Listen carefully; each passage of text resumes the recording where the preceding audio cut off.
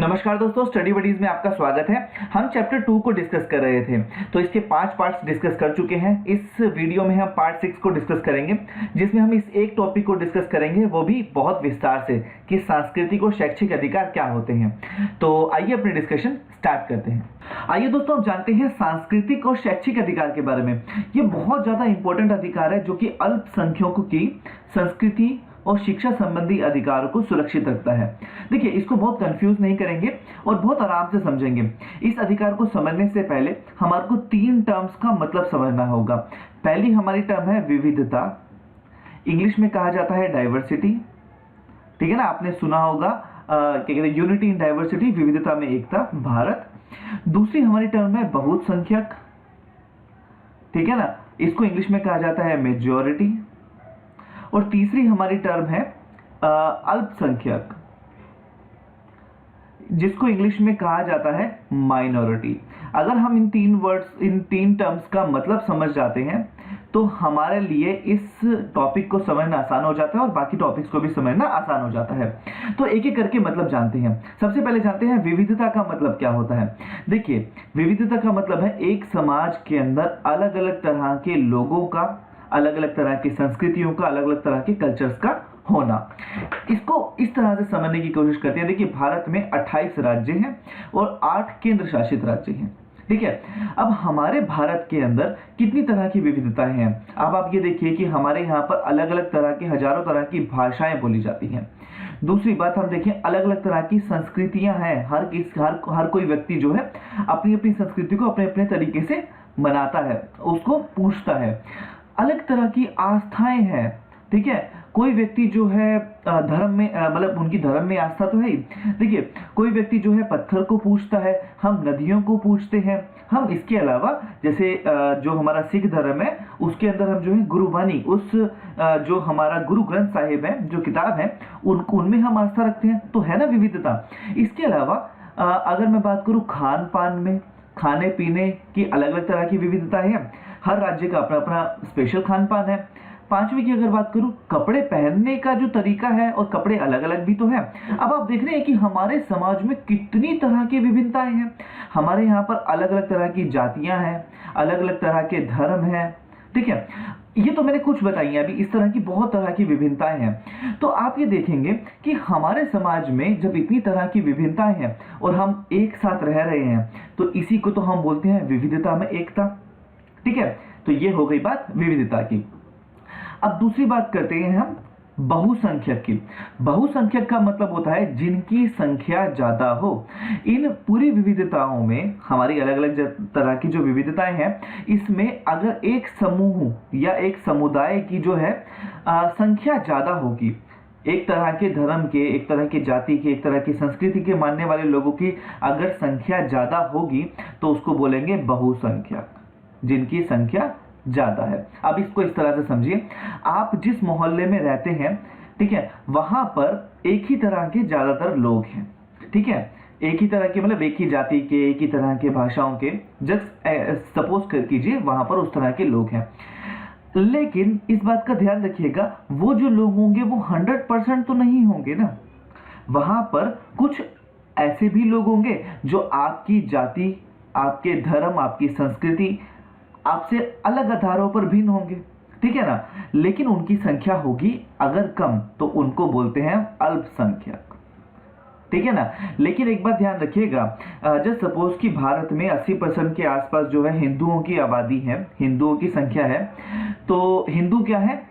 बहुसंख्यक। ठीक है ना, हिंदू है बहुसंख्यक। अच्छा, मुस्लिम अल्पसंख्यक है धर्म के नाम पर। इसके अलावा सिख अल्पसंख्यक है, क्रिश्चियन अल्पसंख्यक है, बौद्ध जैन अल्पसंख्यक है। अच्छा, इसके अलावा एक बात समझिए, क्या हिंदू सारे एक ही तरह के धर्म को मानते हैं क्या? ऐसा तो नहीं है। हिंदुओं में भी अलग अलग तरह के धर्म है, जाति व्यवस्था है, अलग अलग तरह की जातियां हैं, अलग अलग तरह के संप्रदाय हैं। ठीक है ना, अलग अलग तरह के, आप ये देखेंगे वहां पर अलग अलग तरह की आस्थाएं हैं। तो आप ये समझ रहे हैं कि हिंदू धर्म में भी कितनी ज्यादा विविधता है। ठीक है, ये बात समझ गए। अल्पसंख्यक का मतलब भी समझ गए, जिनकी संख्या कम होती है। देखिए, कोई भी एक बंदा एक जगह पर बहुसंख्यक हो सकता है, लेकिन दूसरी जगह पे अल्पसंख्यक हो सकता है। जैसे मान लो कि हम दिल्ली में रहते हैं, तो दिल्ली में अगर जो सिख समुदाय है वो यहाँ पर अगर अल्पसंख्यक है, तो भाई अगर, लेकिन वही संप्रदाय जो है, सिख समुदाय जो है पंजाब के अंदर, वो वहां पर बहुसंख्यक है, क्योंकि उनकी संख्या वहां ज्यादा है। तो इससे आपको ये बातें मतलब समझ गए आ गई होंगी। अब समझते हैं अपने इस टॉपिक को, क्योंकि मैंने बहुत टाइम लिया है, क्योंकि आपका बेस स्ट्रॉन्ग हो सके और आपको चीजें समझ आ सके आसानी से। पढ़ना और समझना दोनों में अलग अंतर होता है। अब इस बात को समझिए कि भारतीय समाज में काफी तरह की विविधताएं हैं। एक तरह का समाज नहीं है कि एक ही तरह के लोग हैं, ठीक है। जैसे जर्मनी में सिर्फ जर्मन पीपल है, ऐसा नहीं है हमारे यहाँ पर। हमारे यहाँ विविधता बहुत ज्यादा है। तो क्या ऐसा होगा क्या भारत में कि जो अल्पसंख्यक समुदाय है, जिनकी संख्या कम है, मान लो कि आपके समूह के अंदर जो है वहां पर 80% लोग एक ही तरह के हैं, और वहां पर अलग अलग तरह के जो हैं, जो 20% लोग हैं, तो क्या इन 20% लोगों को क्या वही बातें फॉलो करनी पड़ेंगी क्या जो 80% लोग कर रहे हैं? ऐसा तो नहीं है। इसीलिए हमने अल्पसंख्यक समुदाय को अधिकार दिए हैं। अल्पसंख्यक जो समुदाय है, जिनकी संख्या कम है, वो अपनी संस्कृति, अपनी भाषा, अपना धर्म, जो भी उनका अपना है, वो मान सकता है, ठीक है ना। उसको जरूरी नहीं है कि जो बाकी बहुसंख्यक माने, जिनकी संख्या ज्यादा है, उनको माने। अब आप इस बात को समझ गए होंगे। तो हमारा संविधान जो है अल्पसंख्यकों को अपनी संस्कृति को बनाए रखने का अधिकार देता है। ये भी उनका मौलिक अधिकार है, क्योंकि बिना अपनी संस्कृति को माने हुए कोई भी व्यक्ति अपना विकास नहीं कर सकता, ठीक है। आइए इसके बारे में और आगे पढ़ते हैं। इस जगह पे देखिए, अब किसी समुदाय को केवल धर्म के आधार पर ही नहीं, बल्कि भाषा और संस्कृति के आधार पर भी तो अल्पसंख्यक माना जाता है। देखिए, हमारे जो देश में जो है, धर्म के आधार पर तो लोग अल्पसंख्यक हैं ही, लेकिन भाषा के आधार पर भी तो हो सकते हैं कि कुछ लोग हैं जो बहुत ही कम ऐसे लोग हैं जो जैसे बहुत ही कम लोग हैं जो उस खास तरह की भाषा बोलते हैं, बहुत ही कम तरह के लोग हैं जो खास तरह की संस्कृतियों को अपनाते हैं, तो वो भी अल्पसंख्यक है। अल्पसंख्यक वह समूह है जिसको अपनी एक भाषा है, अपना एक धर्म होता है, और देश के किसी एक भाग में या पूरे देश में संख्या के आधार पर जो है उनकी संख्या बाकी समूहों से कम है, ठीक है ना। आपको ये बात आप समझ आ गई होगी।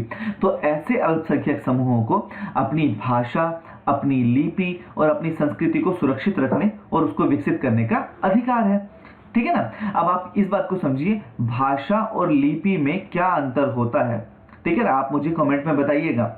मैं आपको मोटा मोटा ये बता देता हूँ कि आपको ये बताना है कि हमारी कौन सी भाषा है भारत की। जो देखिए, भाषा का मतलब है जिसमें हम बोलते हैं, ठीक है ना। बोलने को बोलते हैं भाषा, हम जिसमें जो है जिसमें बात करते हैं। लिपि का मतलब है ये जो हम लिख रहे हैं, ठीक है ना। तो आप मुझे बताएंगे कमेंट में कि हमारी भारत की ये जो हिंदी हमारी भाषा है, तो हमारी लिपि कौन सी है, ये मुझे कमेंट में बताएंगे।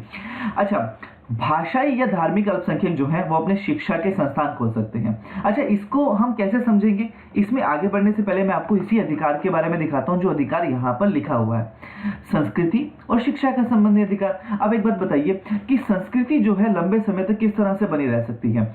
जब एक पीढ़ी से लेकर दूसरी पीढ़ी से लेकर तीसरी पीढ़ी, तीसरी से चौथी पीढ़ी, इस तरह से संस्कृति जो है आगे बढ़ती रहे, तभी तो बनेगी। अच्छा, ये संस्कृति आगे कैसे बढ़ेगी? शैक्षणिक संस्थाओं से, ठीक है। जो हमारे शिक्षा के संस्थान है ना, स्कूल, कॉलेज, इस तरह से ये जो है वहां पर भी अपनी संस्कृति को पढ़ा सकते हैं, ठीक है। तो भाषाई या धार्मिक अल्पसंख्यक अपने शिक्षण संस्थान खोल सकते हैं। ऐसा करके वो अपनी संस्कृति को सुरक्षित और विकसित रख सकते हैं। शिक्षण संस्थान, जो शिक्षण संस्थाएं हैं, जैसे भारत सरकार काफी शिक्षण संस्थाएं जो हमारे एजुकेशनल इंस्टीट्यूट्स हैं ना, जो स्कूल हैं, कॉलेजेस हैं, उन सब को जो है हमारी सरकार जो है कुछ अनुदान देती है, मतलब कुछ हेल्प देती है पैसों के मामले में। तो अल्पसंख्यकों को अगर भारत की सरकार अगर कुछ अनुदान देगी तो वो सभी को देगी, ठीक है ना। वो वहां पर किसी के साथ भेदभाव नहीं करेगी, सभी को वो देगी, ठीक है ना। अब इसको मैं यहाँ पर एक बात समझाने की कोशिश करता हूँ। ये हैं सरदार हुकुम सिंह जी, ठीक है। ये सिख समुदाय से हैं। इन्होंने एक बात कही कि बहुसंख्यकों पर एक गंभीर उत्तरदायित्व है कि वह देखें कि अल्पसंख्यक सुरक्षित महसूस करें। अब आप समझ रहे हैं कि आपके समूह के अंदर अब 90% लोग एक ही तरह के हैं, लेकिन आप जो 90% जो लोग हैं उनकी ये जिम्मेदारी बनती है ना कि वहां पर जो 10% लोग हैं जिनकी संख्या कम है वो अपने आप को सुरक्षित महसूस करें, ठीक है ना। तो भैया अल्पसंख्यक जो बहुसंख्यक समुदाय है जिनकी संख्या ज्यादा है, उसी का ये रिस्पॉन्सिबिलिटी है कि अल्पसंख्यक को जो है वो सुरक्षित महसूस कराए। रीजन क्या है उसका कि अल्पसंख्यक समुदाय जो होता है ना वो हमेशा से आशंकाओं से घिरा रहता है। उसको डाउट्स रहते हैं कि कहीं बहुसंख्यक हमारे को मतलब अपनी संस्कृति को थोप ना दे, हमारे को मना करे कि तुम ये नहीं कर सकते वो नहीं कर सकते। जैसे कि बहुसंख्यक जो समुदाय है वो हमें मतलब जो अल्पसंख्यक समुदाय को उनके धर्म को मानने से, उनकी संस्कृति को मानने से कहीं मना ना कर दे, ठीक है, उनके ऊपर दबाव ना डाले। इसलिए बहुसंख्यक समुदाय को इस बात को सुनिश्चित करना चाहिए कि अल्पसंख्यक समुदाय जो है वो खुद को सेफ फील करे। ठीक है ना, ये बात आपको समझ आ गई होगी। दोस्तों आज के डिस्कशन में इतना ही था, आगे का कंटिन्यू हम अपने नेक्स्ट लेक्चर में करेंगे। तब तक के लिए bye bye, thank you so much, अपना ख्याल रखिए।